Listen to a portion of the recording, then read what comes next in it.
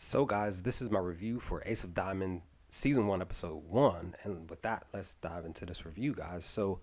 Um, basically, this opening episode was about the homie. He basically, like at the beginning of the episode, he was in the final game of his high school season. He tosses the ball, uh, like with such velocity, right?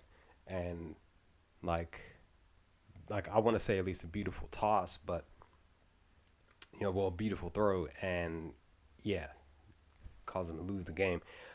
Just because he took it like really seriously, and his catcher just, which is interesting too. Like, I feel like his catcher maybe possibly should have known how fast he could throw.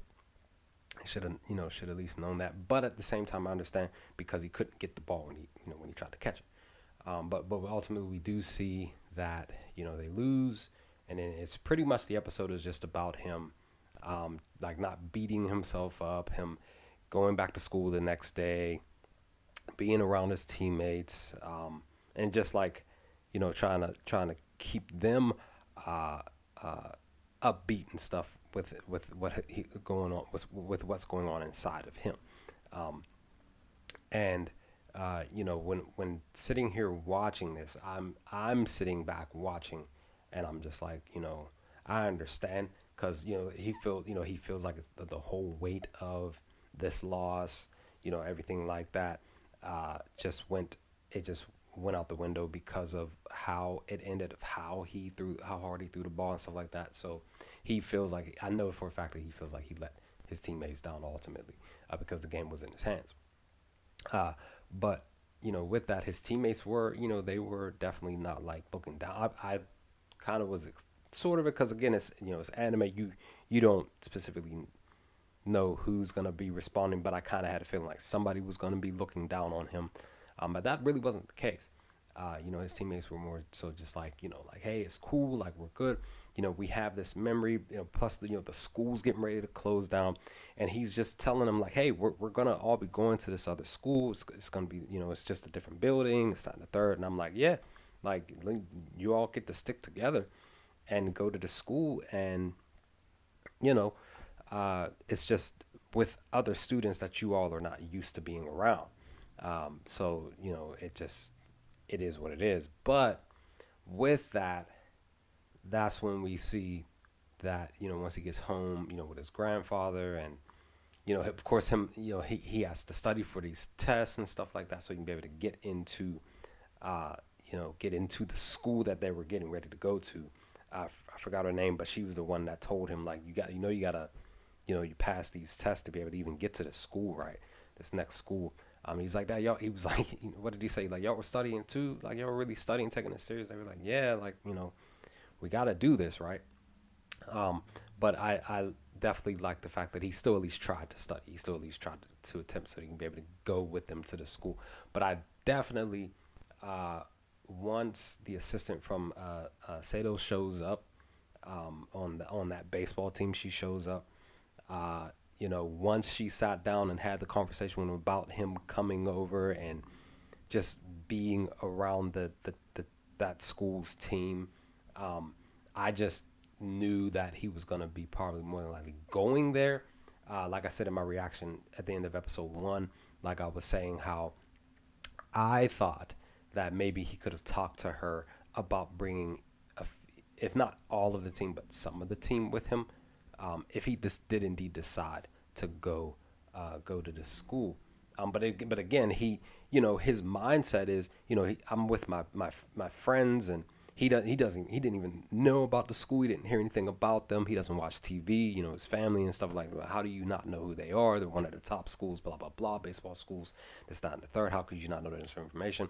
But once he said I don't watch TV, I was sitting there thinking like he probably doesn't know about them because he doesn't either read up or watch television. Of course, he says it like I don't watch TV, so how will I know that information about this school and this baseball team? Um, but once, like I said, once she talked to him, and even of course once he goes to the school, I'm like I said, it's more than likely going to be just him going But if he were to sit down and actually say, hey, you think you'd be able to put in a recommendation to have some of my friends come with me, would that be okay? I would have been fine with that. I actually was kind of sort of a small percent of me was kind of expecting that to occur. But again, ultimately, no doubt in my mind that he definitely was the main focus of bringing him to that school. Of course, if we get him there, he sees the school. He gets on in the baseball field. He definitely is falling in love with the equipment and stuff like that. Definitely, I want to say that the outfits and stuff. But with that, he's trying to deny it because it says like, I see that you're noticing that you're liking this stuff. He's like, I'm not falling in love with it, blah blah blah. But then we get the conversation with Azuma,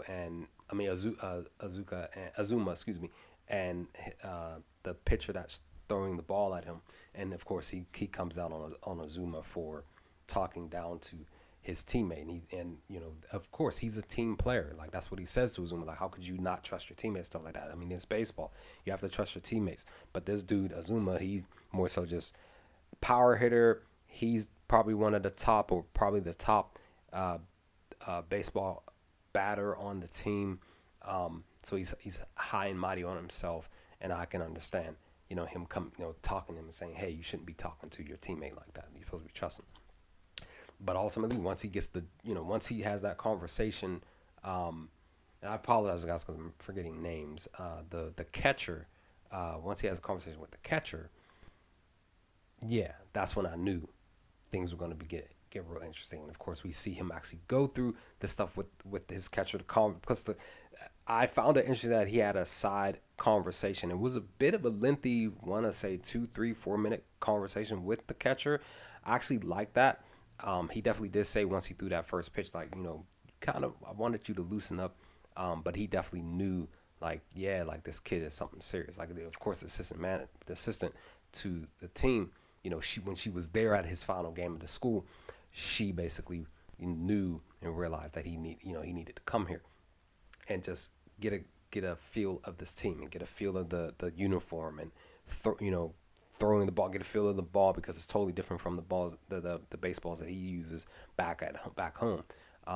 So once we get all of that, once we get this scene here, and he actually does indeed toss it to the catcher when the batter's trying to swing, when Azuma's trying to swing, I can definitely see, like, yeah, like, it just got real. Things definitely did pick up.